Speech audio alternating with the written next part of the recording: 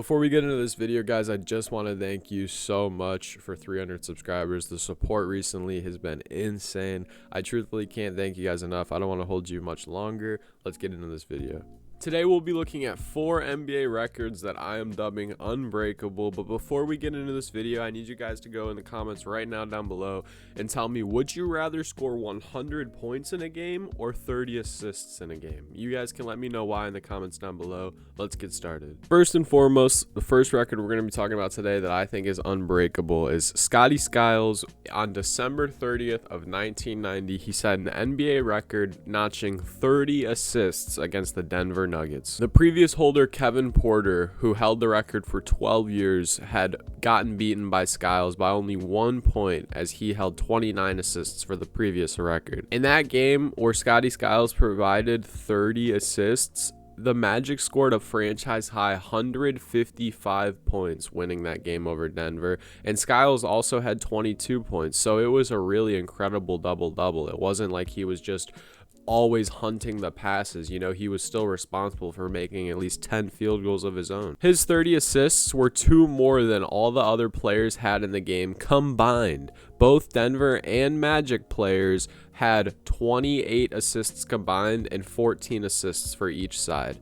Truthfully, guys, a reason I think a record like this is unbreakable is just because the pace of the game is way different. When you see a lot of these records, like the 100-point record, which I will not be talking about today other than this little moment right here, because when we're talking about a record like the 100 points or 30 assists, more often than not, you see these guys that once they're on the trajectory to break these records, they get pulled sometimes for injury concerns or sometimes it's personal concerns.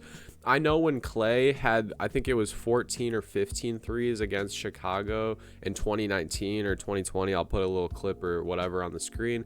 I know that that was going into the fourth quarter, and he very well could have had many more points or many more threes. But sometimes these guys, they just sit, and it's really not all about the records. But this one is one that I would definitely dub unbreakable. The next record we're going to be looking at that I think is unbreakable is AC Green's Iron Man record of playing 1,192 games in a row consecutive. Yes, you heard that correctly. Now, the reason I think this is unbreakable is just when you put it into perspective with the grand scheme of how players work. Like, you guys just heard me say that players like to load manage and some players like to check out of the game earlier. Well, guess what? The closest thing to AC Green's 1,192 consecutive games played in a row would be the Iron Man we see today, Mikal Bridges. He's played only 306 games in a row. Now, that is no slight at Mikal. I'm pretty sure he's coming around on his 4th or 5th season in a row, and I think the Suns are incredibly happy with how healthy he's stayed. It's just insane when you put this into perspective. Maybe it has something to do with the play styles, obviously with AC Green being such the great defender he is, and maybe he wasn't as needed on offense, so it's easy for him to just stay and play games longer. But he has 3 championships, and he's obviously nicknamed the Iron Man for a reason. Again, this is a record that I think will not be broken ever. The third record we're going to be taking a look at today that is definitely unbreakable is Wilt Chamberlain's record of averaging 48.5 minutes per game. If you follow the NBA, which if you're subscribed to me, Late to Hoops, you know that they play only 48 minutes a game, which means that Wilt Chamberlain played every single minute, including overtime, in the 1961 to 1962 season. Well, almost every minute. Wilt did miss 8 minutes during one game after being ejected, but he still played 99.8% of his team's minutes. And Chamberlain was obviously known for setting records and having these stat-chasing nights, and boy oh boy did he get it. The top 7 spots in minutes per game NBA history are all held by Wilt Chamberlain.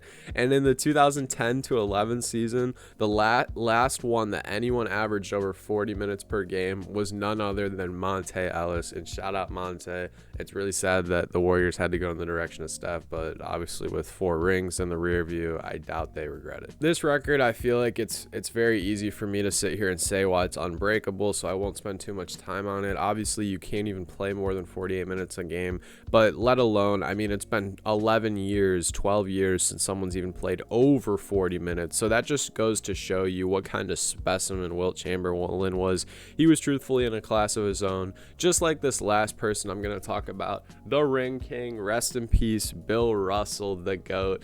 11 championships and 13 NBA seasons. I doubt anyone is ever going to break this record. The NBA had a much different landscape back in the 50s and 60s, which helped Bill Russell and the Celtics win a lot of those rings. Teams only had to win 2 series to win the championship until the 1966 season, when it then became 3 series like the format we're more familiar with today.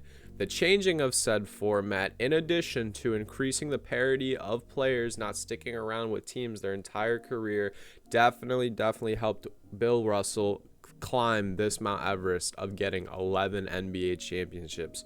The most rings for a player who wasn't on that Celtics dynasty team is Big Shot Rob or Robert Horry with 7 NBA Finals rings. What Bill did was nothing short of incredible, and I'm so proud he was able to impact so many other young bigs and so many other people that were watching the game. He truthfully was an icon for the game, and so many people have gotten wisdom from guys like him or Hakeem or even Wilt, like we just talked about, these other great bigs.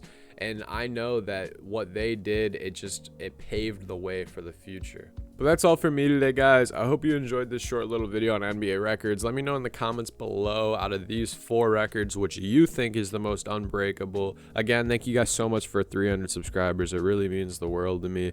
I hope you guys keep showing love and keep supporting and keep tuning in. And I hope you guys have a great rest of your day. Peace.